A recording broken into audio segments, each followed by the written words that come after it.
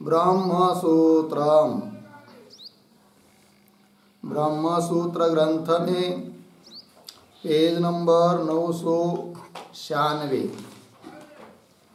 और 996 पेज के ऊपर से 2 नंबर की पंक्ति है, सत्यादि अधिकरणम।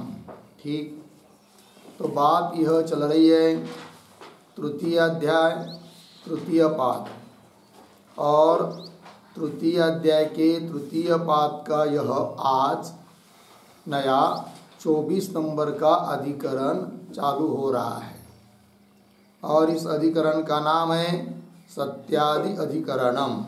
ठीक, एक ही सूत्र का यह अधिकरण है। तो चलते हैं, इस अधिकरण के भी जो 6 अंग हैं उनको हम लोग लिख लेते हैं। तो शीर्षक है सत्यादि अधिकरणम। ठीक, फिर नीचे के पंक्ति में कौंस में लिखिए सत्य विद्यैक्याधिकरणम। सत्य विद्या ऐक्याधिकरणम। सत्य विद्या ऐक्याधिकरणम पूर्ण विराम कौंस बंद। फिर नीचे नंबर 1 संगति बराबर पूर्वाधिकरणेन सह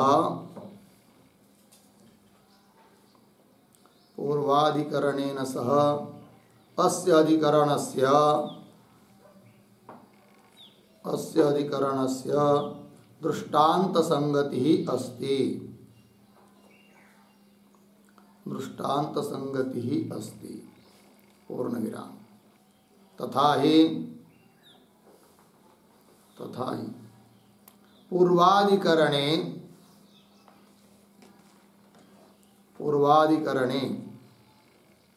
जीव ब्रह्मणोः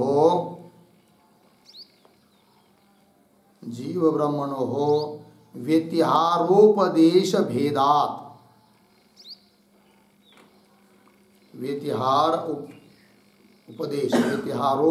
भेदात् कौंस में लिखिए उद्धरण चिन्ह में त्वं वा अहम अस्मि। त्वं वा अहम अस्मि अर्धविराम। आगे अहम वा त्वं असि।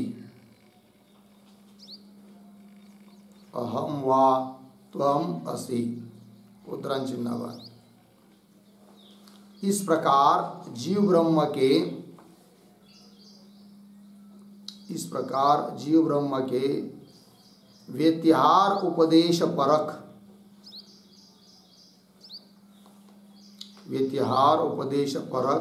श्रुति का भेद होने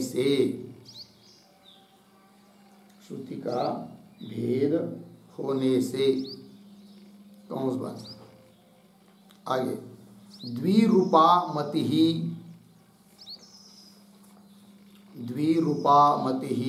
कर्तव्या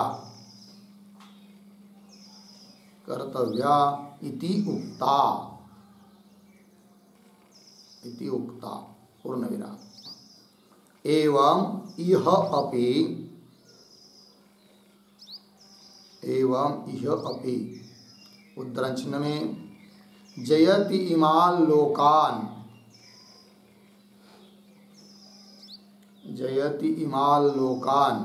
उद्धरण चिन्ह बन अर्धविराम। दूसरे उद्धरण चिन्ह में हंति पापमानम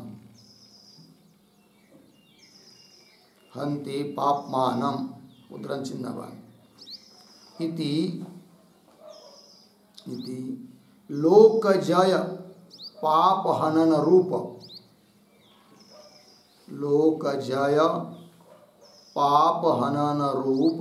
फलोक्ति भेदात्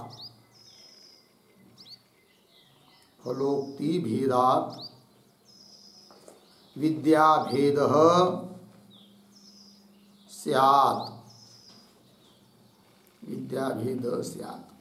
पूर्ण विराम। इति एवं दृष्टांत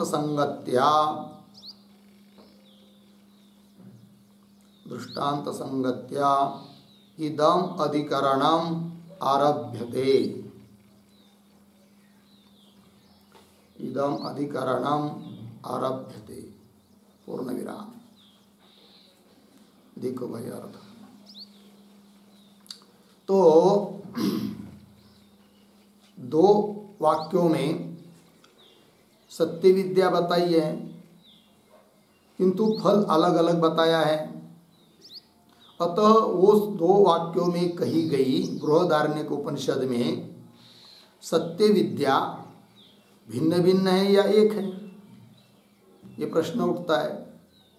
तब इस अधिकरण में उन दो वाक्यों में कही हुई सत्य विद्या एक ही है, इस बात की सिद्धि करनी है। वही लिखा सत्य विद्येत्याधिकरणम। ठीक, फिर संगति बता रहे कि पूर्व अधिकरण के साथ इस अधिकरण की दृष्टांत संगति है। वो कैसे, उस बात को समझा रहे हैं। तथा ही इत्यादि पंक्ति से। तो पूर्व अधिकरण में जीव और ब्रह्म इनका जो व्यतिहार उपदेश किया है वो अलग अलग टुकड़ों में है। जैसे कि त्वम वा अहम अस्मि एक, त्वम वा अहम अस्मि एक, और दूसरा अहम वा त्वम अस्मि। इस प्रकार जीव ब्रह्म के व्यतिहार उपदेश परक जो श्रुति है वो अलग अलग भिन्न होने से अर्थात श्रुति के आधार पर कह दिया गया कि उस उपासना में द्विरूपामति करनी चाहिए, दोनों तरफ से। तू मैं हूँ, मैं तुम, इस तरफ से कर्तव्य, ये कहा। एवं उसी प्रकार इस अधिकरण में भी दो जगह दो फल बताए हैं। एक फल है जयति माल लोकान, इन लोगों पर जय प्राप्त करता है। दूसरा है हंति पापमानम, पाप को नष्ट कर देता है। तो अलग अलग वाक्यों का अलग अलग जगह फल बताया है। इति लोक जय एक, पाप हनन रूप फलोक्ति भेदात। इस प्रकार फलोक्ति में, फल का कथन करने वाली उक्ति में भेद होने के कारण, अर्थात फल भेद होने के कारण विद्या भेद होना चाहिए, ऐसा पूर्व पक्ष अपनी बात कहेगा। अतः इस अधिकरण का आरंभ दृष्टांत संगति से हो रहा है, यह बात निश्चित हुई। पीछे के अधिकरण में श्रुति के बल पर द्विरूपामति, यहाँ पर फल भेद के कारण दो उपासना होनी चाहिए, ऐसा बोलता है पूर्व पक्षी। तो पूर्व पक्षी से ही अधिकरण शुरू होता है। अतः दृष्टांत संगति से अधिकरण का आरंभ किया जा रहा है। चलते हैं आगे। नंबर 2 विषय बराबर बृहदारण्य के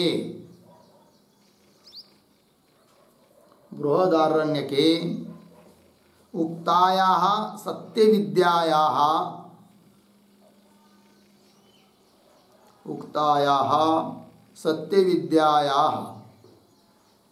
भेदाभेदः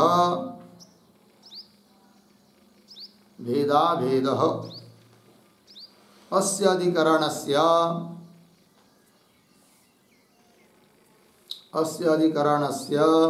विचार विषयः अस्ति।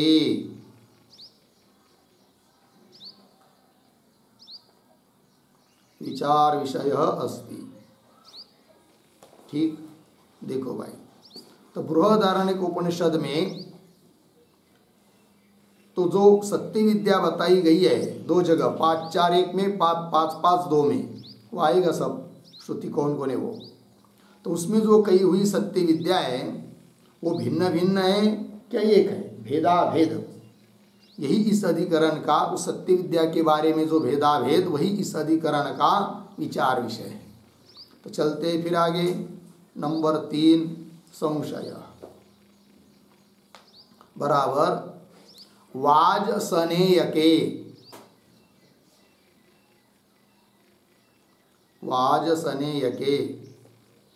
आगे उद्धरण चिन्ह में सयोह स यो ह एतम उद्धरण चिन्ह बन। बृहदारण्यक 5-4-1 5-4-1 आगे इत्यादो इत्यादो सत्य विद्या विधानानंतरम सत्य विद्या विधान अनंतरम विधानानंतरम पुनः उद्धरण चिन्ह में तद्यत् तद्यत् तत्सत्यम तत्सत्यम उद्धरण चिन्ह बन। बृहदारण्यक 5-5-2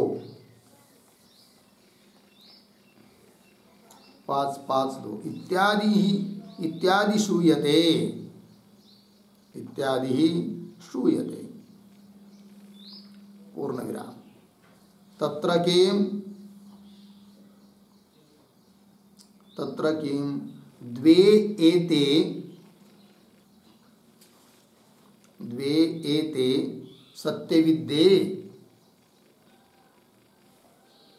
सत्यविद्ये किं वा एका एव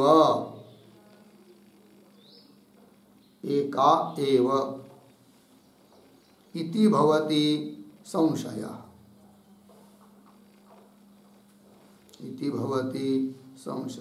ठीक देखो भाई अर्थ। तो वात्सने के अर्थात बृहदारण्यक उपनिषद में तो स यो ह एतम इत्यादि वाक्य आया है 5-4-1 में। तो इसमें सत्य विद्या का विधान किया गया है और उसके बाद में दूसरा वाक्य आता है 5-5-2 तद यत् तत् सत्यम असौ इत्यादि। तो इन दो वाक्यों में दोनों श्रुतियों में क्या दो सत्य विद्या बताई है अथवा दोनों में एक ही सत्य विद्या कही है, इस प्रकार का संशय हो गया। अर्थात सत्य विद्या भिन्न भिन्न है क्या दोनों का अभेद है एक है, ये संशय हुआ। फिर आगे चलते हैं नंबर 4 पर पूर्व पक्ष। तो पूर्व पक्ष अपनी बात सबसे पहले रखेगा। तो पूर्व पक्ष बराबर आगे अत्र सत्य विद्ये द्वे भवतः अत्र सत्य विद्ये द्वे भवतः इति पूर्व पक्ष पूर्ण विराम। तथा ही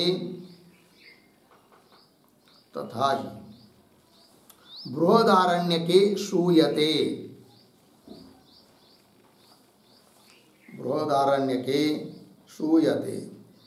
उद्धरण चिन्ह में स यो हैतम ह एतम हैतम महद यक्षम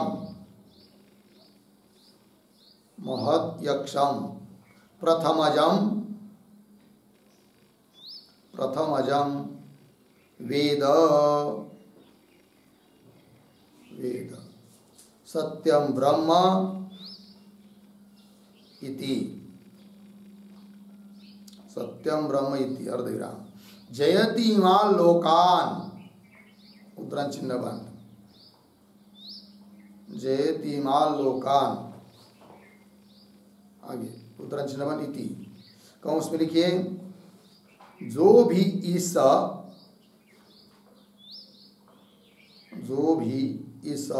महत यक्ष बराबर पूज्य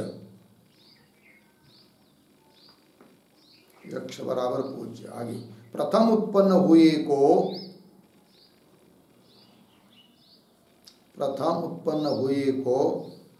यह सत्य ब्रह्म है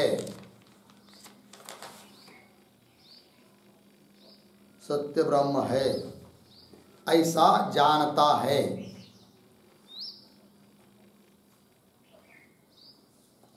जानता है अर्थात उपासना करता है अर्थात उपासना करता है, वह इन लोगों को जीत लेता है, वह इन लोगों को जीत लेता है। पूर्ण विराम कंस बांध। आगे यक्षम बराबर पूज्यम, यक्षम बराबर पूज्यम पूर्ण विराम। पुनः प्रतीक प्रथमजम बराबर, प्रथमजम बराबर हिरण्यगर्भ रूपेण,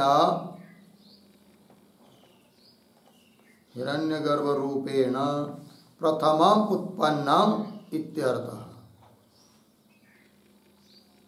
प्रथमम उत्पन्नम इत्यर्थः पूर्ण विराम। आगे अनेन वाक्येन, अनेन वाक्येन सत्य विद्यां प्रतिपाद्य, सत्य विद्यां प्रतिपाद्य पश्चात, पश्चात इदं प्रतिपाद्यते, इदं प्रतिपाद्यते। फिर आगे उद्धरण चिन्ह में तत् यत्, तत् यत् तत्सत्यम, तत्सत्यम असौ स आदित्यः, असौ स आदित्यः य एष एतस्मिन् मंडले, एतस्मिन् मंडले पुरुषः, पुरुषः यश्चायं, यश्चायं दक्षिणे अक्षन् पुरुषः, दक्षिणे अक्षन् पुरुषः उद्धरण चिन्हवान इति। कंस में लिखिए वह जो सत्य है, वह जो सत्य है, वह यह आदित्य है, वह यह आदित्य है पूर्ण विराम। जो इस आदित्य मंडल में, जो इस आदित्य मंडल में पुरुष है, पुरुष है, और जो भी यह, और जो भी यह दक्षिण नेत्र में पुरुष है, दक्षिण नेत्र में पुरुष है पूर्ण विराम कंस बंद। आगे तत् बराबर तत्र इत्यर्थः, तत् बराबर तत्र इत्यर्थः पूर्ण विराम। एवं वाक्यद्वयोक्ते,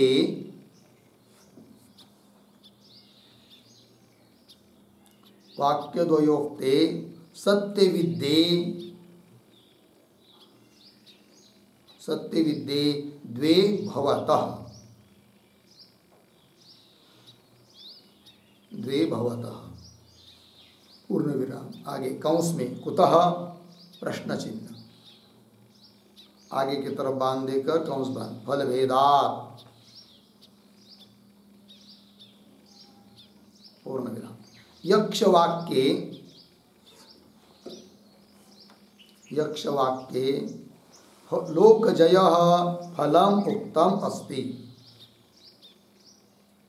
लोकजय फलम उक्तम अस्ति पूर्ण विराम। रवि वाक्ये च, रवि वाक्ये च उद्धरण चिन्ह में हंति पापमानं जहाति च, हंति पापमानं जहाति च उद्धरण चिन्ह पर इति पापघात लक्षणम,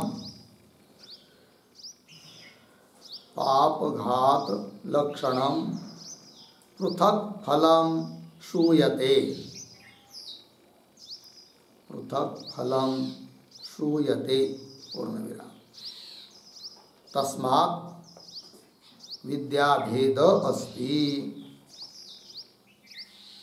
विद्याभेद अस्ति इति पूर्वपक्षः, इति पूर्वपक्षः। ठीक है, देखो भैया, तो ये जो बृहदारण्यक में बात कही गई है, तो वहाँ पर सत्य विद्या दो है या एक, ऐसा संशय होने पर पूर्व पक्षी अपनी बात बोल रहा है कि दो, सत्य विद्या दो है। बोलेंगे क्यों, कैसे? तो वो बता रहा है कि बृहदारण्यक में एक श्रुति तो यह आती है, स योह एतम महद्यक्षम प्रथमजम वेद सत्यम ब्रह्म इति जयति माल्लोकान। ठीक, तो जो भी इस महत महान, यहाँ पर यक्ष का अर्थ होता है पूज्य, और प्रथमज मतलब प्रथम उत्पन्न हुआ, क्योंकि समस्त भौतिक सृष्टि उत्पन्न होने के पहले, भूतों की उत्पत्ति के बाद पंचीकरण होकर भौतिक सृष्टि जब निर्माण होती है, तो उस भौतिक सृष्टि उत्पन्न होने के पहले हिरण्यगर्भ की उत्पत्ति होती है, और उस हिरण्यगर्भ को ही कहा जाता है वो सत्य ब्रह्म है करके। सत्य ब्रह्म शब्द से हिरण्यगर्भ को लिया जाता है। तो प्रथम उत्पन्न हुए को क्या यह सत्य ब्रह्म है, इस प्रकार से जो जानता है, अर्थात उसकी उपासना करता है, वह इन लोगों को जीत लेता है, अर्थात प्राप्त कर लेता है। ये उसका अर्थ होता है। तो फल भी बताया, यक्ष शब्द का अर्थ पूज्य, और प्रथमजम का अर्थ होता है हिरण्यगर्भ रूपेण प्रथमम उत्पन्न, हिरण्यगर्भ के रूप में प्रथम उत्पन्न हुआ। ठीक है, आगे अनेन वाक्येन सत्य विद्याम प्रतिपाद्य, इस वाक्य से सत्य विद्या का प्रतिपादन करके, उस हिरण्यगर्भ की उपासना का प्रतिपादन करके, पश्चात इदम प्रतिपाद्य थे, उसके आगे एक वाक्य आता है वही बृहदारण्यक उपनिषद में। वो क्या है, कौन वाक्य है? तब करे तद यत् तत्सत्यम असौ स आदित्यः य एषः एतस्मिन् मंडले पुरुषः यश्चयं दक्षिणे अक्षन् पुरुषः। ठीक, उसका अर्थ भी आपको बता दिया। तद यत् सत्यम, वह जो सत्य है वह कौन है? वह हिरण्यगर्भाख्य जो प्रथमज है, तो वह कौन है? असौ स आदित्य, तो वह यह कौन है? आदित्य, आदित्य मंडल में विद्यमान पुरुष। ठीक है, ये बात कही। और कौन है वो? तो वो कोई दूसरा तीसरा अलग नहीं, तो यह जो आदित्य मंडल में पुरुष है वही एतस्मिन्, अच्छा यह एतस्मिन् मंडले पुरुष, जो इस आदित्य मंडल में वह पुरुष है, यश्च अयम, वही यह दक्षिणे अक्षन पुरुष, दक्षिण अक्ष, दक्षिण मतलब दाहिना, अर्थात उजवा, मराठी में उजवा कहते हैं, हिंदी में कहेंगे दाहिना, संस्कृत में कहते दक्षिण। ठीक है, तो दक्षिणी अक्षण पुरुष, तो वही कह रहे, वह जो सत्य है वह यह आदित्य है, जो इस आदित्य मंडल में पुरुष है, और जो भी यह दक्षिण नेत्र में पुरुष है। ये बात कही। इस श्रुति के सबसे पहला जो पद है तत्, उसका अर्थ है तत्र, और फिर आगे कह रहे एवं, इस प्रकार वाक्य द्वयोक्ते, इन दो वाक्यों में क्या? द्वे सत्य विद्ये भवतः, दो अलग अलग सत्य विद्या बताई है, ऐसा पूर्व पक्षी बोल रहा है। तब उस पूर्व पक्षी को पूछेंगे, इन दो वाक्यों में मिलकर एक ही सत्य विद्या है ऐसा न मानकर आप क्यों दो विद्या ऐसा कह रहे हो? तब वही प्रश्न किया कुतः, तब उसका उत्तर देता है, हेतु देता है वह पूर्व पक्षी, फल भेदात, दोनों का फल अलग अलग है। तो क्या फल है? तब उस फल को भी बता रहा है। ये दो वाक्य भाई, एक यक्ष वाक्य, पहला वाक्य को यक्ष वाक्य बोलते हैं, और दूसरा वाक्य है उसको आदित्य शब्द उसमें आने के कारण उसको बोलते हैं रवि वाक्य। तो यक्ष वाक्य में लोक जय ये फल बताया है, और रवि वाक्य में अर्थात दूसरे वाक्य में जिसमें आदित्य शब्द है उसमें हंति पापमानम जहाति च, पाप को नष्ट करता है और छोड़ देता है। इति इस प्रकार पाप घात लक्षणम पृथक फलम श्रूयते, पाप का नाश स्वरूप पृथक फल श्रुति ने बताया है। तस्मात् विद्या भेद अस्ति, इसलिए दो वाक्यों में अलग अलग सत्य विद्या है, ऐसा ही मानना चाहिए। यह पूर्व पक्षी ने अपनी बात बता दी। ठीक है, फिर आगे चलते हैं। नंबर 5 सिद्धांत बराबर एका एव इयम, एका एव इयम सत्य विद्या अस्ति, सत्य विद्या अस्ति पूर्ण विराम। आगे उद्धरण चिन्ह में तत् यत् तत् सत्यम, तत् यत् तत् सत्यम उद्धरण चिन्ह। इति द्वितीयेन वाक्येन, इति द्वितीयेन वाक्येन प्रकृतम, प्रकृतम सत्यम ब्रह्म अनूद्य, सत्यम ब्रह्म अनूद्य। आगे उद्धरण चिन्ह में असौ स आदित्य, असौ स आदित्य उद्धरण चिन्हवान। इति इति रवि रूपत्व वर्णनात्, रवि रूपत्व वर्णनात् पूर्ण विराम। आगे न च अत्र, न च अत्र फलभेदः अस्ति,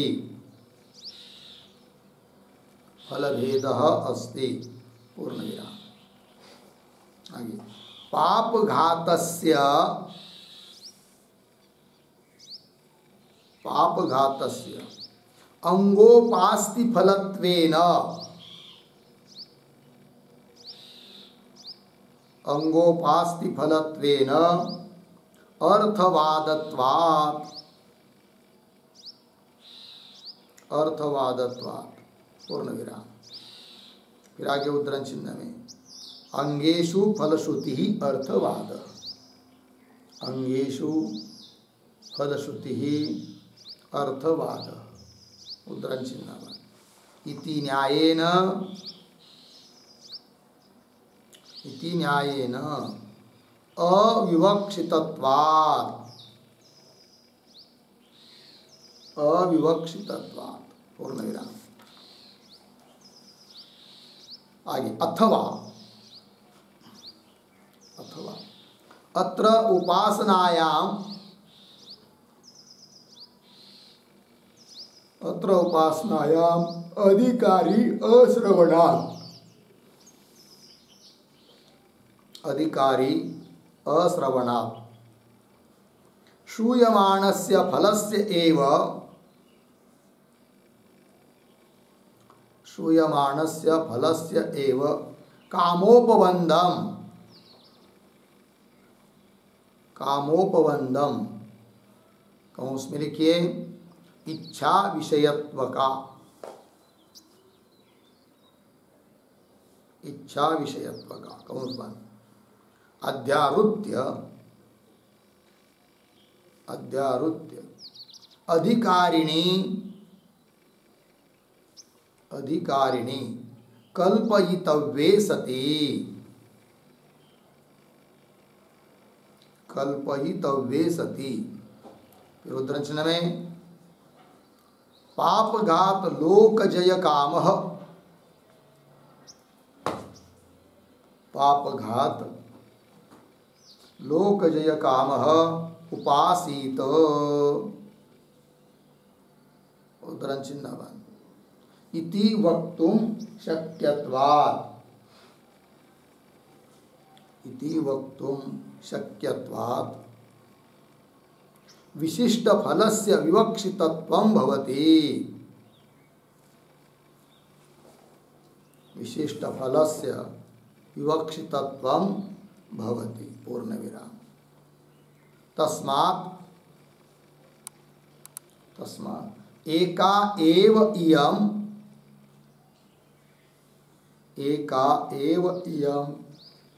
सत्य विद्या अस्ति,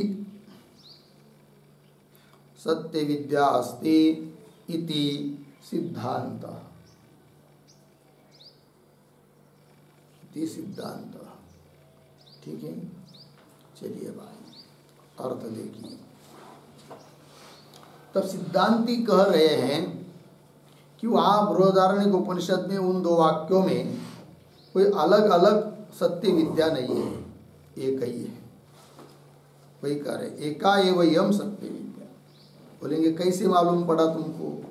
तब कह रहे उन दो वाक्यों में जो आगे वाला वाक्य है तद यत् तत्सत्यम इति, तो वह द्वितीय न वाक्य न दूसरे वाक्य के द्वारा प्रकृतम अर्थात जो प्रस्तुत है, जिसका प्रकरण चल रहा है, जिसकी चर्चा चल रही है, उसका परामर्श करने के लिए उस दूसरे वाक्य के आरंभ में कुछ सर्वनाम आए हुए हैं।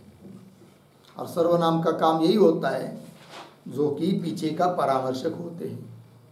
तो पीछे के वाक्य में जो सत्य विद्या बताई है उसी का परामर्श अगले वाक्य के आदि में आए हुए सर्वनाम से हो रहा है, अनुकर्षण हो रहा है।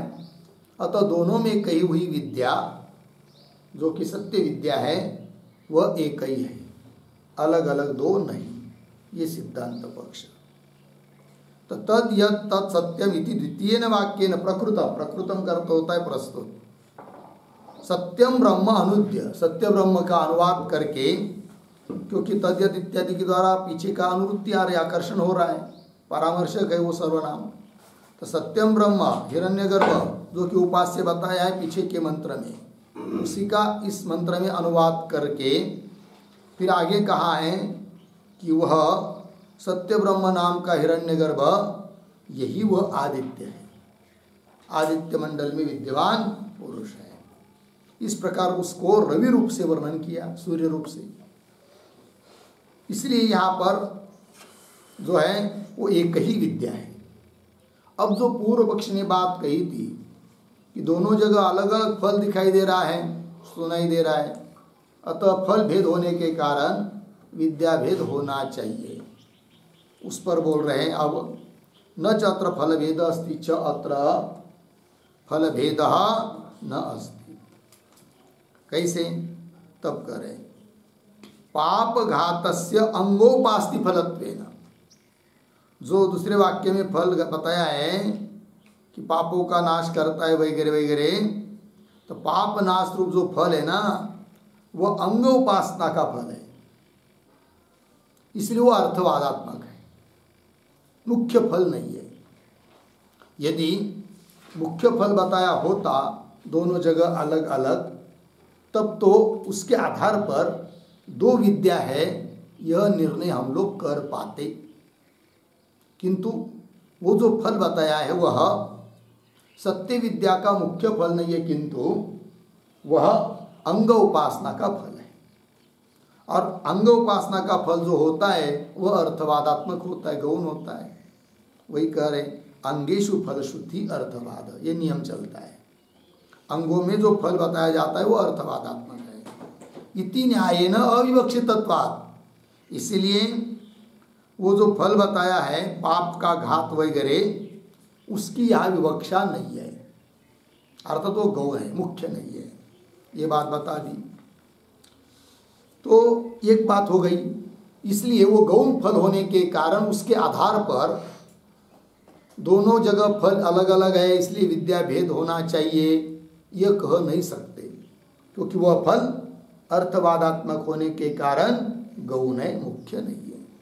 एक बात हो गई, एक तरह से संगति लगा दी। अब करें अथवा दूसरी पद्धति से, अथवा अत्र उपासनायाम अधिकारी अश्रवणात्। ये जो सत्य विद्या का प्रकरण है उपासना, वहाँ पर कौन इसका अधिकारी है इस बात को नहीं बताया, ठीक है ना।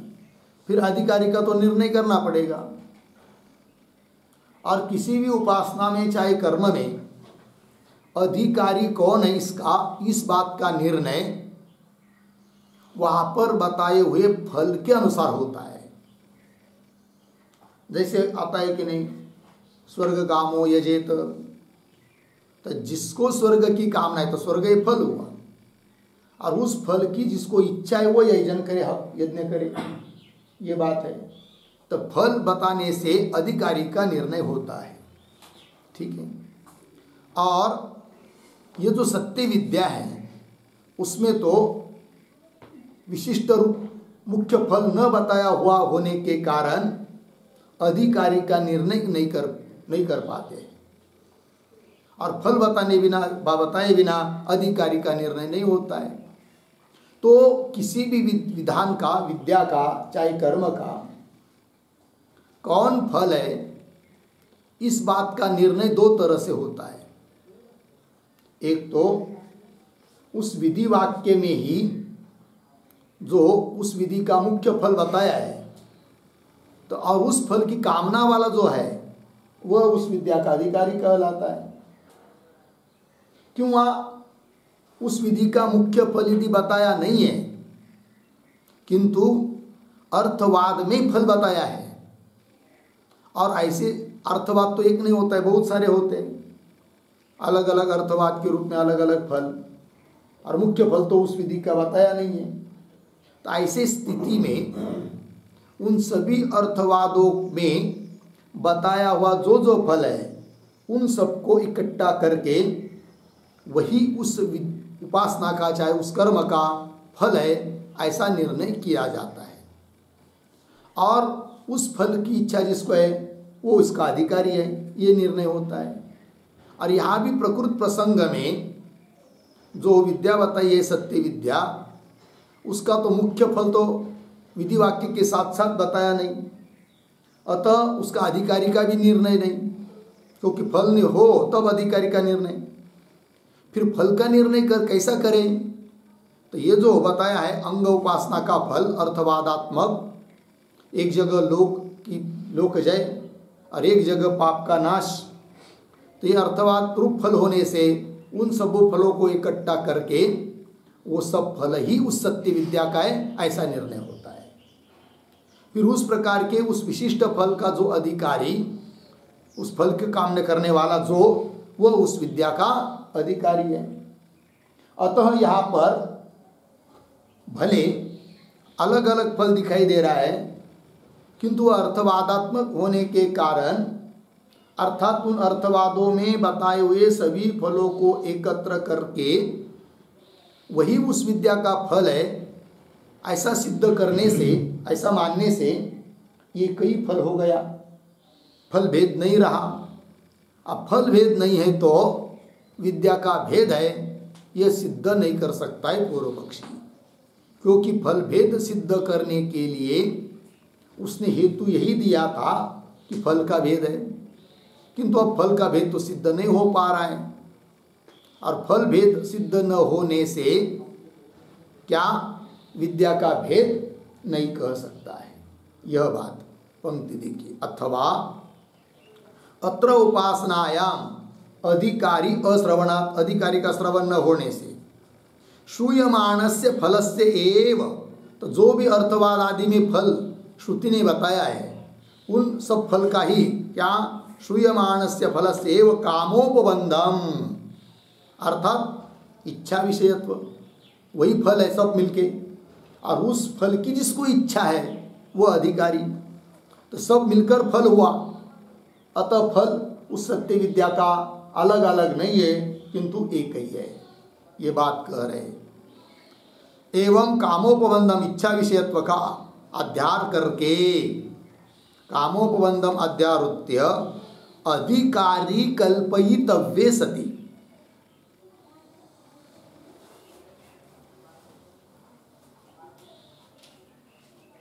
अधिकारी की कल्पना करने पर पापघात लोकजय काम उपासित, ये कह सकते हैं कि जिस व्यक्ति को अपने पापों का नाश और लोकजय की इच्छा है वह इस सत्य विद्या की उपासना करे, ऐसा कहा जा सकता है। इति वक्तुम शक्यत्वात्, तो तात्पर्य क्या फिर, तो विशिष्ट फल, सब मिलकर फल विशिष्ट फल हुआ, वही सत्य विद्या का फल है। तो अलग अलग फल कहा रहा फिर, जिसके बल पर विद्या का भेद कर सके, तो वही करे। विशिष्ट फल से विवक्षितत्वात्, विवक्षितत्वं भवति, विशिष्ट फल ही विवक्षित है। तस्मात् एका एव इयं सत्य विद्या अस्ति, इसलिए एक ही एक यह सत्य विद्या है। यह सिद्धांतियों की बात हुई, सिद्धांतियों का निर्णय हुआ, हो गया। आगे चलते हैं नंबर 6 पर, प्रयोजनम बराबर पूर्व पक्षे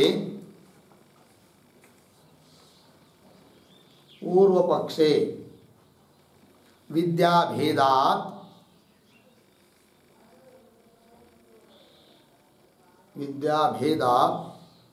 गुणानां अनुपसंहारः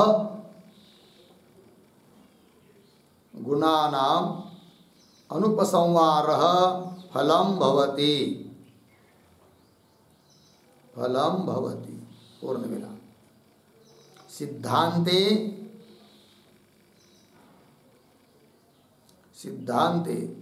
विद्यैक्यात्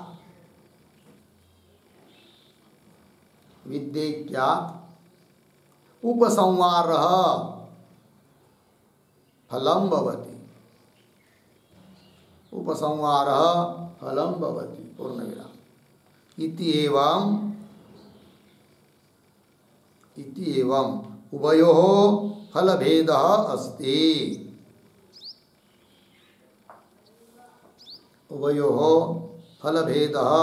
अस्ति, हो गया। देखिए भाई यार, तो पूर्व पक्ष में विद्याभेदात्, विद्या का भेद होने से गुणों का उपसंहार नहीं हो सकता, तो गुणानां अनुपसंहार फलम भवति। और सिद्धांत में विद्या क्या, दोनों जगह की विद्या एक ही सत्य विद्या, इसीलिए गुणों का उपसंहार हो जाएगा, ये फल है। इस प्रकार दोनों जगह अलग अलग फल है, वो लोग फल भेद, पूर्व पक्षी का फल अलग, सिद्धांतियों का फल अलग, ये बात हो गई, हो गया जी। चलिए आगे, अब हर एक अधिकरण के लिए अधिकरण का सार बताने के लिए वैयासिक न्यायमालाकार के जो 2 श्लोक होते हर एक अधिकरण के लिए, उन श्लोकों का उच्चारण और अर्थ देख लेते हैं, उसके बाद आगे का भाष्य देखेंगे। तो पंक्ति देखिए, द्वे सत्य विद्ये एका वा, यक्षरव्यादिवाक्ययोः फलभेदादुभे लोक जयात् पापहते पृथक्, द्वे सत्य विद्ये एका वा यक्षरव्यादिवाक्ययोः फलभेदादुभे लोक जयात् पापहते पृथक्। ठीक, बहुत अच्छे। देखिए, द्वे सत्य विद्ये एका वा यक्षरव्यादिवाक्ययोः, आगे फलभेदात् उभे लोकजयात् पापहतेः पृथक्। ठीक, अब अन्वय, यक्षरव्यादिवाक्ययोः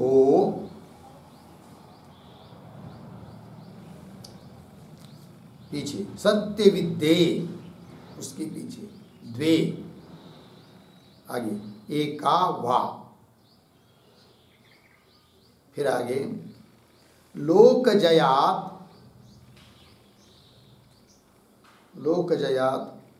पाप हते है पृथक, फिर पीछे फल भेदात उभे। ठीक है, देखिए अर्थ। तो यक्ष रव्यादि वाक्यो, यक्ष वाक्य रवि वाक्य तो आपको बता दिया है, भाष्य में भी आएगा। तो स यो ह एतम इत्यादि यक्ष वाक्य है जिसमें महद यक्षम ऐसा पद आया है। और आगे वाला तत् यत् तत् सत्यम असौ स आदित्य, आदित्य शब्द आया है तो उसको रवि वाक्य कहेंगे।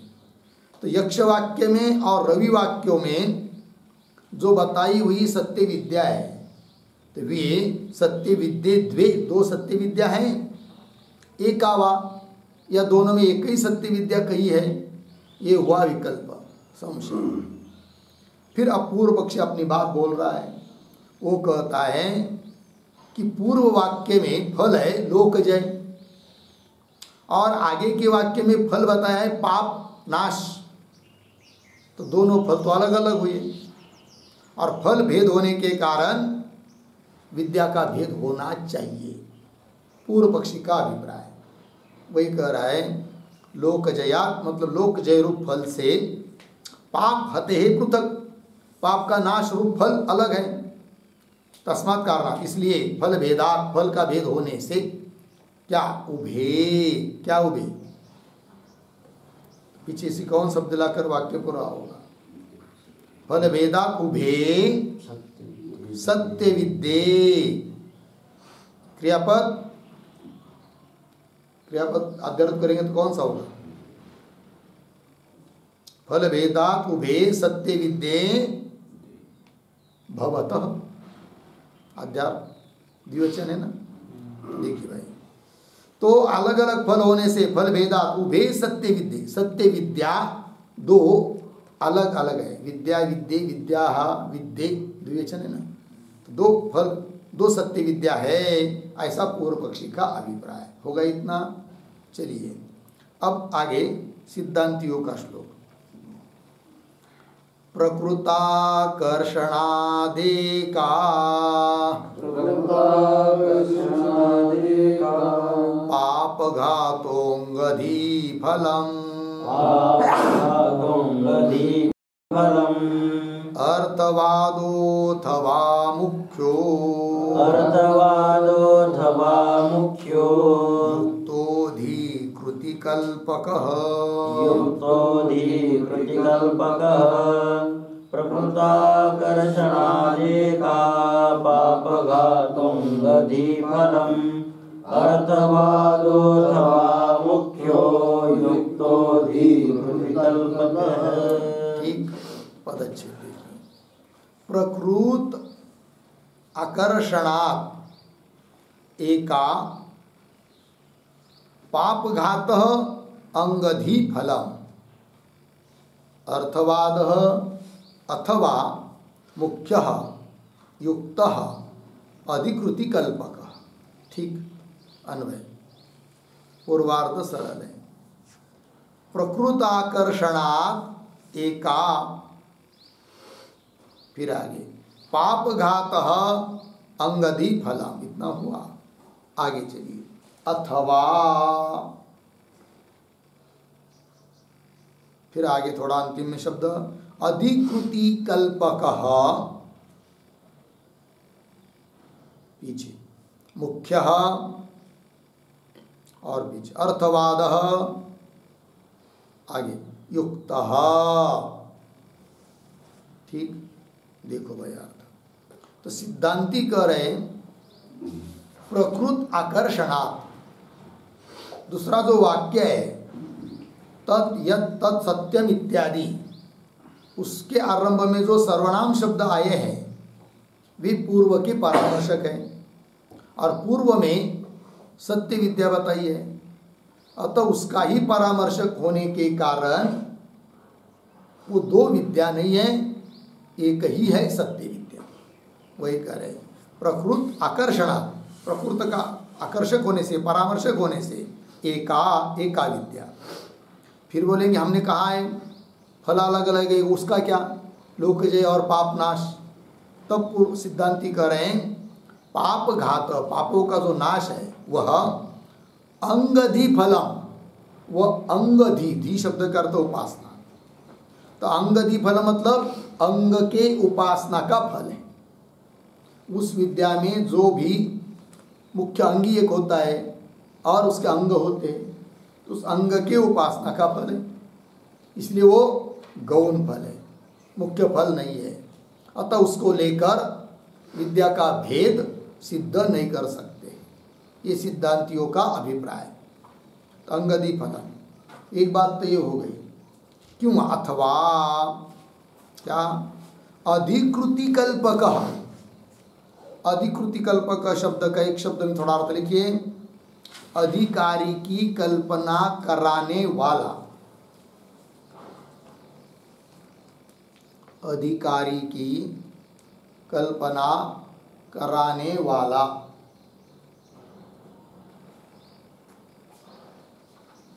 अधिकारी की कल्पना कराने वाला, ठीक है, ठीक है, देखो भैया। अथवा अधिकृति कल्पक, तो अधिकारी की कल्पना करने वाला क्या? हाँ, अधिकृति कल्पक, यही है ना। अधिकृति मतलब अधिकारी कौन है इसका, इस बात की कल्पना कराने के लिए जो कारण है वो कौन है? तो करे मुख्य अर्थवाद युक्त। तो मुख्य अर्थवाद वही है फल, मुख्य मतलब मुख्य फल मान लेंगे जो अर्थवाद में कहा है, क्योंकि श्रुतियों में साक्षात मुख्य फल न बताया हुआ होने के कारण अधिकारी का निर्णय नहीं हो रहा है। और अधिकारी का निर्णय तब होता है जब फल का निर्देश रहता है, और फल का निर्देश तो अर्थवाद में है। अतः उन सभी अर्थवाद में बताए हुआ फल को ही सत्य विद्या का फल मानकर उस फल की कामना वाला जो वह उस विद्या का अधिकारी, ऐसा कल्पना करेंगे तब तो वो फल मुख्य हो गया। किंतु एक हुआ क्योंकि सब मिलकर उस जितने भी अर्थवाद में बताया फल है वो सभी फल सत्य विद्या का है, अतः फल का भेद नहीं रहा। तो फल का भेद नहीं रहा तो विद्या का भेद भी नहीं होगा, ये सिद्धांतियों का अभिप्राय है, ठीक है। तो थोड़ा सा क्या करते हैं हम लोग, जो इस श्लोक के पूर्वार्ध में एक पद आया है अंगधि फलम, उस पर एक टिप्पणी लिखते हैं। तो उद्धरण चिन्ह में अंगेषु फलश्रुति ही अर्थवाद, अंगेषु फलश्रुति ही अर्थवाद, उद्धरण चिन्ह इति न्यायेन, इति न्यायेन तत्फलम, तत्फलम अविवक्षितम अस्ति, अविवक्षितम अस्ति, अर्थात अर्थात तत् मुख्यम फलम, तत् मुख्यम फलम न भवति, न भवति अर्धविराम, येन विद्याभेद भवेत्, येन विद्याभेद भवेत् इत्यर्थ, ठीक है। देखो भाई अर्थ, तो अंगेषु फलश्रुति अर्थवादी नियम है, अंग में जो भी फल श्रुति बता रही है वह अर्थवाद होता है। इस न्याय से तत्फलम, जो पाप घात रूपी वगैरह जो फल बताया है वह अंगों का फल, अंग उपासना का फल होने से अविवक्षित है, अर्थात वह मुख्य फल नहीं है कि जिसके बल पर विद्या का भेद सिद्ध कर सके। तो ये न विद्या भेद भवे, क्योंकि मुख्य फल नहीं, वो गौण है, अर्थवादात्मक है। एक बात तो ये हो गई समाधान सिद्धांतियों के द्वारा। फिर उत्तरार्ध में अथवा करके दूसरा समाधान दिया है, तो वो क्या है फिर? तो उत्तरार्ध में जो आया है शब्द अधिकृति कल्पक इत्यादि, उसके आधार पर भी एक टिप्पणी लिख लेते हम लोग, लिखेंगे अथवा अथवा सत्य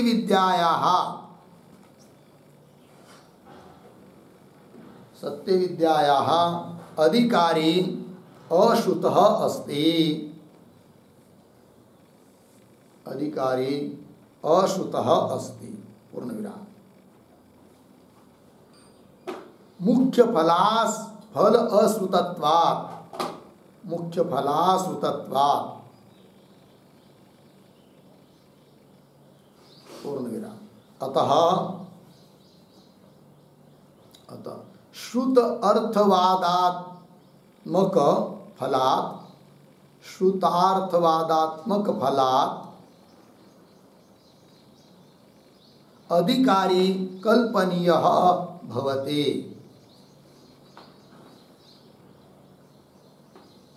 अधिकारी कल्पनीयः भवति पूर्णविराम। अर्थवादाः च अनेकाः सन्ति। अर्थवादाः च अनेकाः सन्ति पूर्णविराम। तान् सर्वान्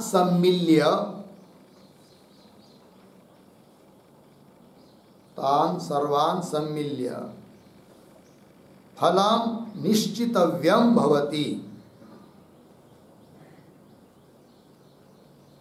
फलं निश्चितव्यं भवति पूर्णविराम।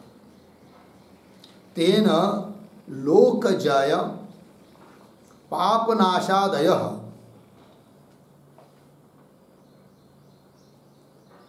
लोकजय पापनाशादयः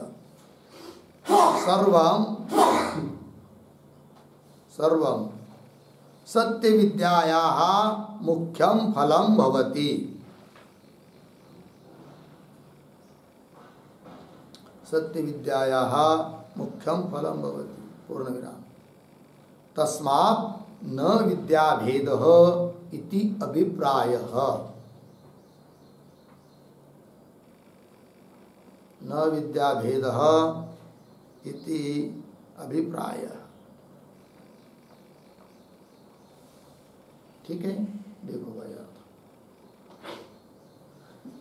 अथवा क्या करें? तो सत्य विद्याया अधिकारी अश्रुत अस्ति। सत्य विद्या का कोई अधिकारी श्रुति ने कहा नहीं है। क्यों? मुख्य फल अश्रुतत्व। मुख्य फल ही नहीं बताया। मुख्य फल बताया होता तो अधिकारी का भी निर्णय होता। फिर अब क्या करें? अतः वहां पर जो भी फल श्रुत है, चाहे वो अर्थवादात्मक क्यों न हो, अतः श्रुत अर्थवादात्मक फल, उस फल के आधार पर, फल के द्वारा, फल से अधिकारी की कल्पना करनी पड़ती है। अधिकारी कल्पनीय भवति। और अर्थवाद अनेक होते हैं, इसलिए तान सर्वान, उन सभी अर्थवादों को, अर्थवाद में बताए हुए फलों को सम्मिल्य, एक ही करके, एकत्र करके फलम निश्चितव्यम भवति, सत्य विद्या का फल निश्चित करना पड़ता है। फिर उस फल की जिसको कामना है वह सत्य विद्या का अधिकारी है, अधिकारी का भी निर्णय हो जाता है। तो तेन लोक जय पापनाशादय, लोक जय पापनाशादिक सत्य विद्यायाः सर्व सब कुछ फल सत्य विद्या का मुख्य फल हो जाता है। और मुख्य फल हो गया सब मिलकर, तो अलग अलग फल रहा ही नहीं। तो अलग अलग फल रहा नहीं तो फल के आधार पर विद्या का भेद नहीं कर सकते। तो दोनों जगह की विद्या एक ही है। यह श्लोक के उत्तरार्ध का अभिप्राय हुआ। तस्मात् न विद्या भेद इति अभिप्राय हो गया जी। चलिए आगे, अब आगे भाष्य में जाएंगे।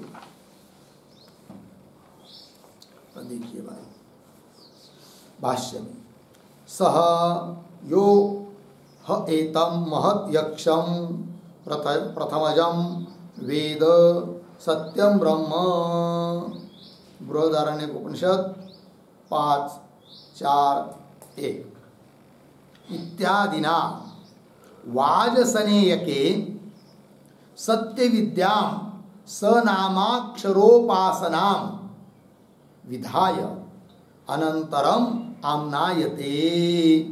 ठीक है, इतने कई अर्थ देख लेते हैं।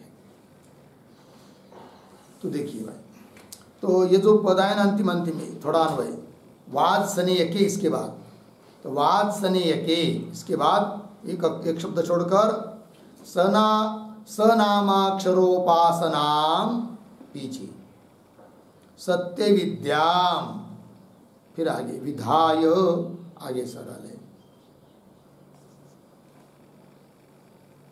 और ये जो वाक्य है स योह एतम इत्यादि, उसके ऊपर लिखिए विचार विषय,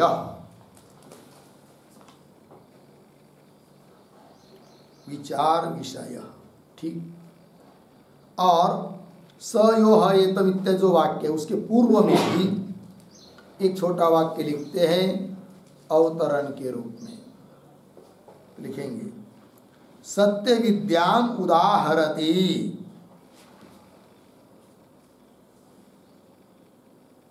सत्य विद्याम उदाहरति, स यो इति, उस सत्य विद्या को ही उद्धृत कर रहे हैं श्रुति वाक्य के द्वारा। तो क्या है वो श्रुति वाक्य, तब देखिए स यह व जो ह अव्यय है, एतम महद यक्षम प्रथमजम सत्यम ब्रह्म वेद, ऐसा पढ़ेंगे। सत्य ब्रह्म मतलब हिरण्यगर्भ, और वेद मतलब उपासना, है कि नहीं। वेद मतलब उपासना करते हैं, ठीक है, करता है, ये बात हुई। तो इत्यादि ना वात्सने के, वात्सने मतलब बृहदारण्यक उपनिषद, उसमें ये बात कही है। किंतु ये जो श्रुति है ना स योह एतम इत्यादि, उस पर एक टिप्पणी लिख लेते थोड़ी सी, लिखेंगे उसका अर्थ प्रतीक है सह यह, सह यह बराबर एताभ्याम सर्वनामभ्याम,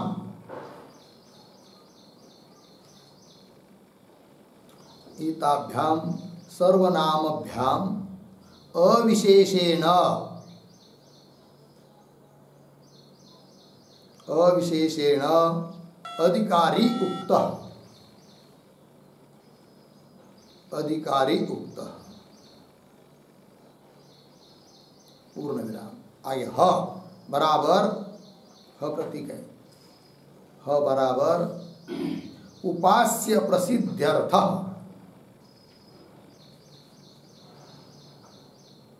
उपास्य प्रसिद्ध्यर्थ, फिर आगे प्रतीक एतत्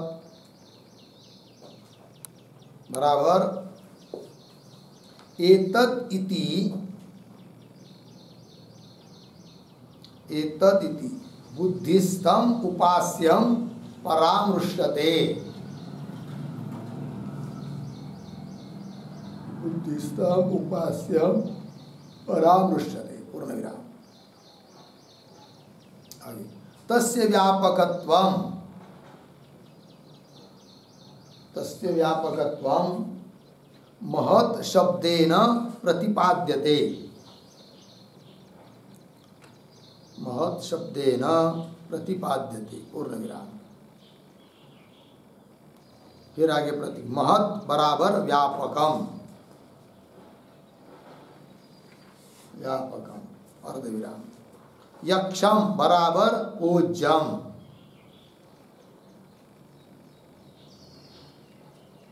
यक्षम बराबर पूज्यम अर्ध विराम। आगे प्रतीक प्रथमजम, प्रथमजम बराबर भौतिकानां मध्ये प्रथमं जातम, भौतिकानां मध्ये प्रथमं जातम अर्धविराम। फिर आगे प्रतीक सत्यम ब्रह्म बराबर सच्च त्यच्च इति, सच्च त्यच्च इति सत्यम ब्रह्म हिरण्यगर्भाख्यम, सत्यम ब्रह्म हिरण्यगर्भाख्यम। फिर आगे प्रतीक वेद वेद बराबर उपास्ते, उपास्ते अर्धविराम। तस्य लोकजयः फलं भवति इत्यर्थः। तस्य लोकजयः फलं भवति इत्यर्थः। ठीक, देखो भाई, स यह मतलब एताभ्याम सर्वनामभ्याम अविशेषेण सामान्य रूप से अधिकारी बताया है।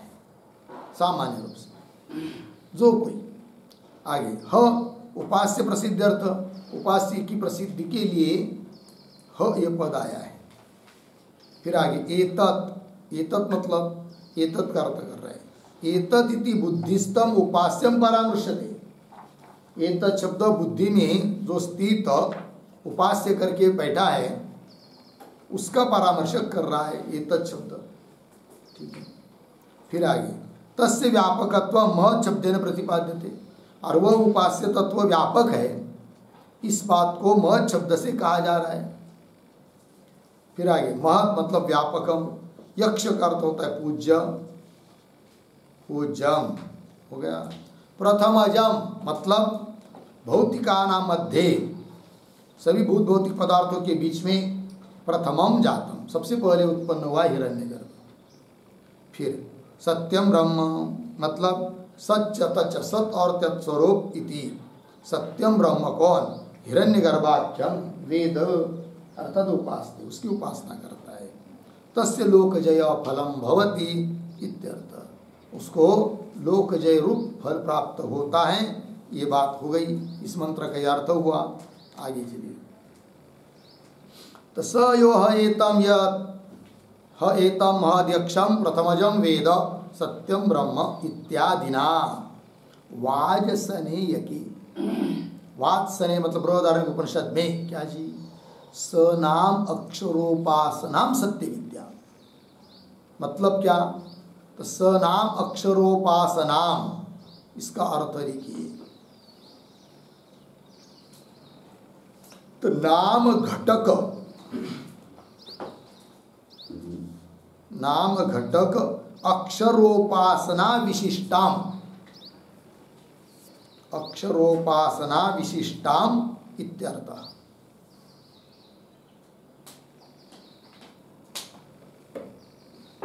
ठीक, देखो नाम घटक, नाम है घटक जिसमें, ऐसी जो अक्षर उपासना, उस अक्षर उपासना से विशिष्ट सत्य विद्या, अनुभव वैसे क्या ना।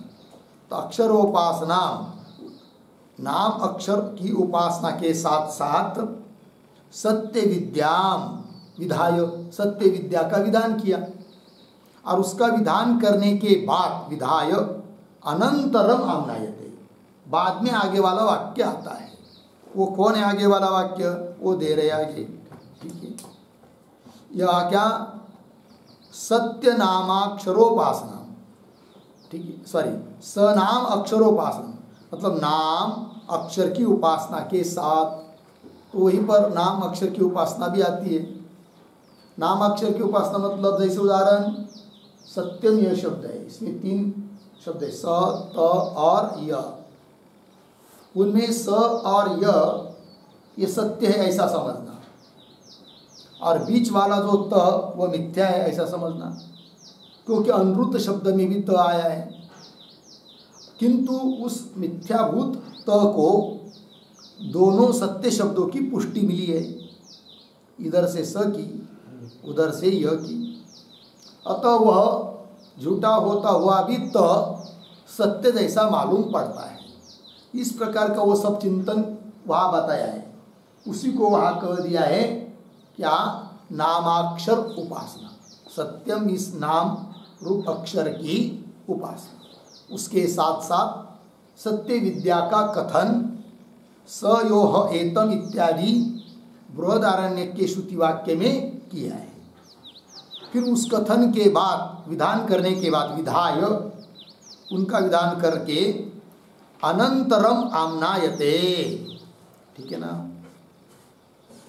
और उस सत्य विद्या का अंग है वो कौन? नामाक्षर की उपासना। ये भी बता, भूलना नहीं। तो विधाय अनंतरम आम्न्यायते, बाद में श्रुति कह रही है, क्या कह रही है? तत् यत् तत् सत्यम असौ स आदित्यः य एषः एतस्मिन् मंडले पुरुषः यश्चयं दक्षिणे अक्षन पुरुष इत्यादि। हो गया। चलिए, ये जो श्रुति है, इस श्रुति का भी अर्थ लिख लेते हैं, ठीक है? फिर हम उसके बाद आगे बढ़ेंगे। तो एक टिप्पणी लिखते छोटी सी। तो प्रतीक है तत्, तत् बराबर तत्र, तत्र ब्रह्मण हृदयात्मत्वे सिद्धे, ब्रह्मण हृदयात्मत्वे सिद्धे। हो गया। फिर आगे प्रतीक यत् तत्,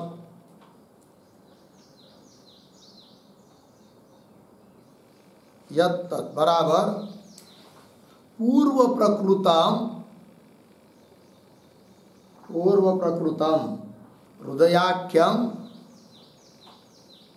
हृदयाख्यम सत्यम ब्रह्म, सत्यम ब्रह्म। फिर आगे प्रतीक तत् बराबर संप्रयुक्त यक्षत्वादि गुणकम,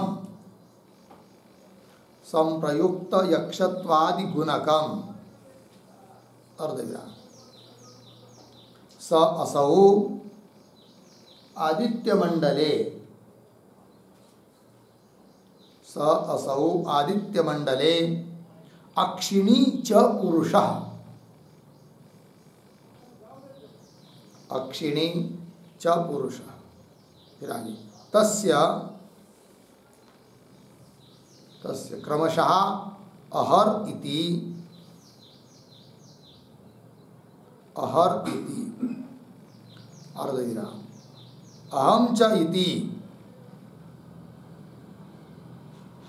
अहम च इति। आगे नाम द्वय ज्ञानात्, नाम द्वय ज्ञानात् पाप क्षयः फलम भवति इत्यर्थः, पाप क्षयः फलम भवति इत्यर्थः। ठीक है, देखो भाई, श्रुति के पदों का अर्थ लिख दिया। तत् मतलब तत्र, अर्थात ब्रह्मण हृदयात्मत्व सिद्धि, उसके पूर्व में ब्रह्म को हृदयात्मत्व सिद्ध कर दिया है। फिर आगे यत् तत् मतलब प्रकृतम, पूर्व प्रकृतम हृदयाख्यम सत्यम ब्रह्म, हृदयाख्य हृदय में रहने वाला सत्य ब्रह्म। तत् मतलब संप्रयुक्त यक्षत्वादि गुणकम, जिसके लिए सम्यक रूप से यक्षत्वादि गुण बताया है, उन गुण वाला वो ब्रह्म है। कौन है वो? स असौ आदित्य मंडले, वही यह आदित्य मंडल में पुरुष है, और वही यह हमारे आँखों में विद्यमान पुरुष है। अक्षिणी च पुरुष तस्य, आँख में विद्यमान रहने वाला पुरुष है, और उसके कर्मशः नाम भी है। क्या नाम है? अहर इति, अहम इति। ठीक है, तो वो जो यक्ष पुरुष है, आदित्य मंडल में पुरुष है, उसको अहर ये नाम है, गुप्त नाम, रहस्यात्मक नाम। और इधर जो हम लोगों के आँख में विद्यमान पुरुष है, उसका नाम है अहम। इति च नाम द्वय ज्ञानात्, और इस प्रकार के दो नामों का ज्ञान होने से, अर्थात उसकी उपासना करने से पाप क्षय फलम भवति, पापों की निवृत्ति, पापों का नाश, ये फल प्राप्त होता है। इस बात को बताया। हो गया जी। चलिए आगे। तो तद यत् तत् सत्यम असौ स आदित्य य एषः एतस्मिन् मंडले पुरुषः यश्चयं दक्षिणे अक्षण पुरुष इत्यादि। लग गया इतना? तो चलिए, दो श्रुति वाक्य बताए, दोनों में सत्य विद्या बताई है, ये बात भी बता दी। फिर आगे अब संशय, वही करे तत्र संशयः। ठीक, अब ये जो पंक्ति चालू हो रही है तत्र, उस तत्र के पहले एक वाक्य लिख लेते हैं अवतरण के रूप में, छोटा सा। क्या है? वाक्य द्वये, वाक्य द्वये श्रुताम सत्य विद्याम, श्रुताम सत्य विद्याम विषयीकृत्य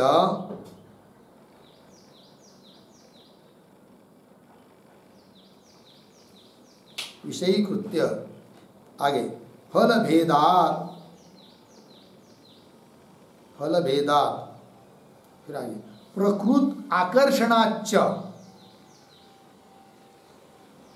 प्रकृत आकर्षणाच्च संशयम आह तत्र इति,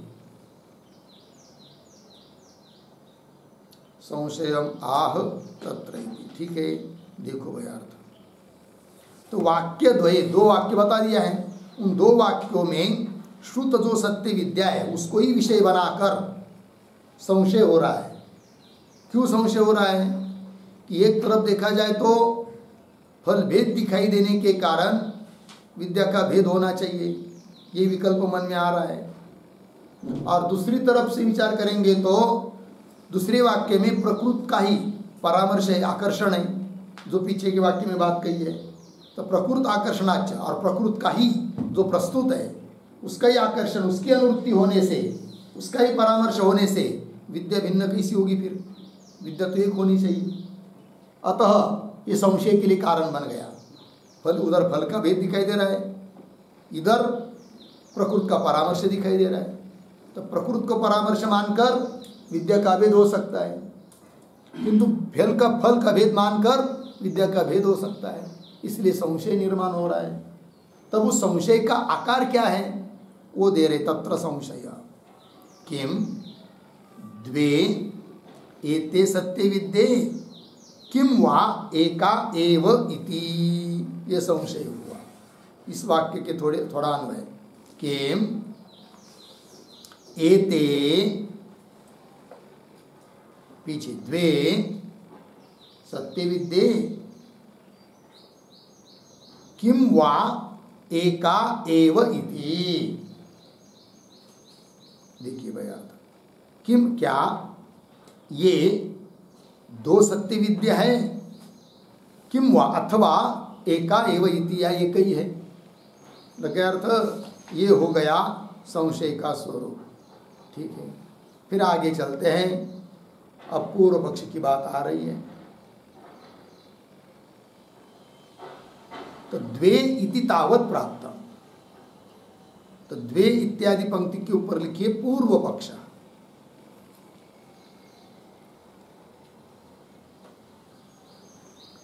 पूर्व पक्ष, देखिए भाई, पूर्व पक्षी कहता है कि ये दो विद्या है। बोलेंगे क्यों?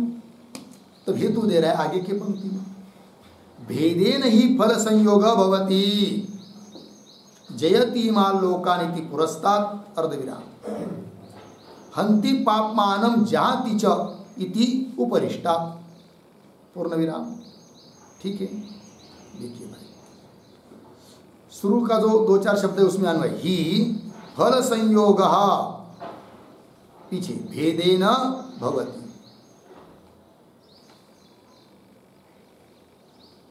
हो गया ना। देखिए भाई, तो कह रहा है पूर्व पक्षी इसलिए विद्या भिन्न भिन्न है कि ही मतलब ये तो ही कारण कि फल संयोग, फल का संबंध भेदेन भवति भिन्न भिन्न है। पीछे के वाक्य में जो बताया उसके लिए फल अलग बताया, आगे के वाक्य में जो बताया उसके लिए फल अलग बताया। तो बोलेंगे क्या क्या फल बताया वो तो बताओ। तब कह रहा है जयति इमाल लोकानिति पुरस्तात्, ये पुरस्तात् मतलब पीछे के वाक्य में फल बताया है। कौन? जयति इमाल लोकान, इमाल लोकान जयति, इस लोगों को जय प्राप्त कर लेता है ये फल। और हंति पापमानम जहाति च, और पापों का नाश करता है और छोड़ देता है। इति उपरिष्टात्, उपरिष्टात् मतलब आगे, आगे के वाक्य में फल बताया है। इस प्रकार फल भेद होने के कारण उपासना का भेद होना चाहिए, ये पूर्व पक्षी का अभिप्राय। तब उस पूर्व पक्षी को पूछेंगे आप फल भेद के कारण उपासना का भेद मानने जा रहे हो, किंतु आगे के वाक्य में जो शुरू में सर्वनाम शब्द आया है जो कि प्रकृति का परामर्शक होते, उसका क्या, उसकी संगति फिर कैसी लगाओगे, विद्या का भेद मानोगे तो। तब कह रहा है पूर्व पक्षी, उत्तर दे रहा है प्रकृत आकर्षणम तो उपास्य एकत्वात् इति, ये उत्तर दिया। किंतु ये जो पंक्ति है प्रकृत आकर्षणम, उसके पहले एक वाक्य लिखिए छोटा अवतरण के रूप में लिखते, विद्या भेदे प्रकृत आकर्षणम कथम, प्रकृत आकर्षणम कथम प्रश्न चिन्ह, तत्र आह प्रकृत इति, प्रकृत इति, ठीक है। चलो उस पूर्व पक्ष को पूछेंगे, विद्या भेदे, विद्या का भेद है तो प्रकृति का आकर्षण कैसा है, फिर कैसा मानेंगे, मतलब उसकी संगति कैसी लगाओगे। तब वो बोल रहा है प्रकृति का जो आकर्षण है वो इसलिए है कि दोनों जगह उपास्य एक है। उपासना तो भिन्न भिन्न है, किंतु जिसकी उपासना करनी है वो उपास्य तत्व क्या है, एक है। इसलिए प्रकृति का आकर्षण, प्रकृति की अनुवृत्ति हो रही है। इसका मतलब फिर ये नहीं कह सकते कि प्रकृति जो प्रस्तुत है उसकी अनुवृत्ति हो रही मतलब विद्या एक है, ऐसी बात नहीं। फल भेद के होने कारण विद्या का भेद है और प्रकृति का आकर्षण, उसकी विसंगति अपने मन से अपने हिसाब से पूर्व पक्ष ने लगा दी। क्या, प्रकृति आकर्षणम तो उपास्य एकत्वात् इति हो गया। यहाँ तक पूर्व पक्षी की बात हुई। फिर आगे आते हैं एवं प्राप्ते ब्रूम, एवं प्राप्ते ब्रूम, इसके ऊपर लिखिए सिद्धांत, सिद्धांत, ठीक है। तो सिद्धांति फिर अपनी बात कह रहे हैं, ठीक है। और वो जो एवं प्राप्ति इत्यादि पंक्ति है ना, उसके पूर्व में एक छोटा वाक्य अवतरण, उद्धरण चिन्ह में सा एव,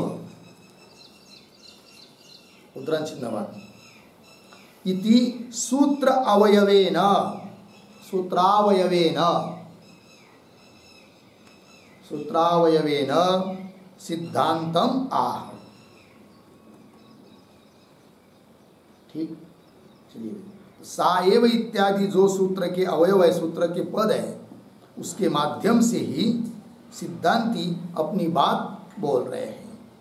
अतः फिर सूत्र से उत्तर देना है तो सूत्र का उच्चारण और उसका अर्थ वो सब देखेंगे। तो चलते सूत्र का उच्चारण, सैव ही सत्यादयः, सैव ही सत्यादयः, ठीक। चलिए लिखते हैं सूत्र का अर्थ, लिखेंगे सूत्रावतरणम बराबर पूर्वाधिकरणे, पूर्वाधिकरणे जीव ब्रह्मणोः, जीव ब्रह्मणोः अन्योन्यात्मत्व उक्ति भेदात्, अन्योन्यात्मत्व, अन्योन्यात्मत्व उक्ति भेदात् द्विरूपामति अनुष्ठेया, द्विरूपामति अनुष्ठेया इति उक्तम, इति उक्तम, पूर्ण विराम। आगे संप्रति, संप्रति उद्धरण चिन्ह में जयतीमान् लोकान्, उद्धरण चिन्ह वन अर्धविराम, दूसरे उद्धरण चिन्ह में हंति पापमानम, उद्धरण चिन्ह वन इति च, इति च फलोक्ति भेदात्, फलोक्ति भेदात् विद्याभेदः स्यात्, विद्याभेदः स्यात्, पूर्ण विराम। एवं पूर्व पक्षे प्राप्ते, एवं पूर्व पक्षे प्राप्ते आह। फिर नीचे की पंक्ति में सूत्रम सैव ही सत्यादयः 3:3:38। फिर नीचे की पंक्ति में पदच्छेद सा एव ही सत्यादयः। फिर नीचे पदार्थोक्ति बराबर आगे कौंस में लिखिए, थोड़ा कौंस में भी उद्धरण चिन्ह में तद यत् तत् सत्यम, तद यत् तत् सत्यम उद्धरण चिन्ह बन इति अनेन उक्ता, इति अनेन उक्ता अनंतर विद्या, अनंतर विद्या। फिर आगे की तरफ बांध देकर कौंस बांध, फिर आगे प्रतीक सा एव बराबर सत्य विद्या एव, सत्य विद्या एव पूर्ण विराम। आगे कौंस में कुतः प्रश्न चिन्ह, आगे की तरफ बांध देकर कौंस बांध, फिर आगे प्रतीक ही बराबर यतो ही अर्धविराम। फिर आगे तत् यत् तत् सत्यम इत्यादिना, तत् यत् तत् सत्यम इत्यादिना प्रकृतस्य एव, प्रकृतस्य एव उपास्यस्य, उपास्यस्य हिरण्यगर्भस्य, हिरण्यगर्भस्य आकर्षणात् हेतोः, आकर्षणात् हेतोः पूर्ण विराम। आगे न ही उपास्य अभेदे, उपास्याभेदे, उपास्य अभेदे विद्यायाः भेदः, विद्यायाः भेदः युक्ततरः भवति, युक्ततरः भवति पूर्ण विराम। कौंस में लिखिए तस्मात् विद्येक्यात्, तस्मात् विद्येक्यात् सर्वे, सर्वे आगे की तरफ बांध देकर कौंस बांध, फिर आगे प्रतीक सत्यादयः, सत्यादय बराबर सत्य प्रभृतयः गुणाः, सत्य प्रभृतयः गुणाः अन्यत्र अपि उपसंवर्तव्याः, अन्यत्र अपि उपसंवर्तव्याः इति भावः, इति भावः। ठीक, देखो भाई अर्थ।